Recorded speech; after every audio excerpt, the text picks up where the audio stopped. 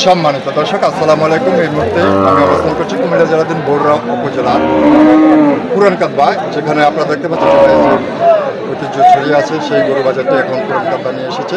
তো সেই পুরান কাদবা আমরা এই মুহূর্তে অবস্থান করছি। আপনাদেরকে আস্তে আস্তে আমরা একটু দেখানোর জন্য চেষ্টা করবো এখানে ধরনের গরু উঠেছে।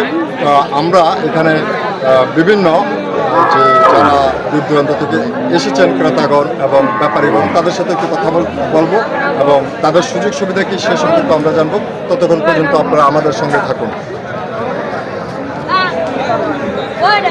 প্রিয় দর্শক, আমরা আপনাদেরকে একটু দেখানোর জন্য চেষ্টা করছি।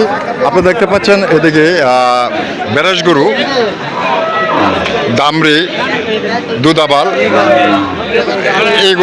এই জাতের গরুগুলা এখানে উঠেছে।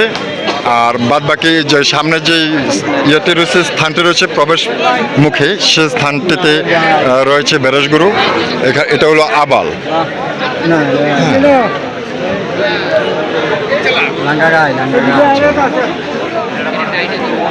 এখানে আমরা দেখতে পাচ্ছি দামরিও রয়েছে।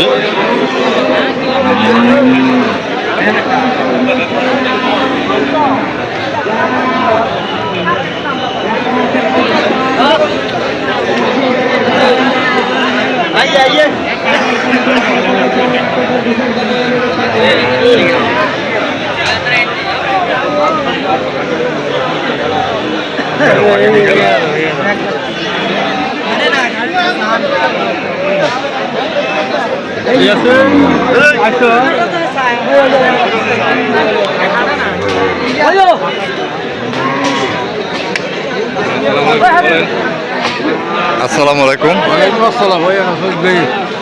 আচ্ছা ভাই, এই বাজারটা তো বড়ুয়া বাজার ছিল, এটা এখানে আনার উদ্দেশ্য বা এই বিষয়ে আপনার কাছ থেকে একটু জানতে চাচ্ছি। বাজারটা তো গরুর বাজারটা তো বড়ুয়াতে ছিল, এখন বড়ুয়া থেকে আপনার আগে ছিল কাছারিতে। হ্যাঁ, ওইখান থেকে বের করে নিয়ে আসছে আপনার পুরান কাদবার কাছাকাছি, এখন একবারে মূল পুরান কাদবা নিয়ে আসছে। এই বিষয়ে আপনার একটু মন্তব্য জানতে চাচ্ছি।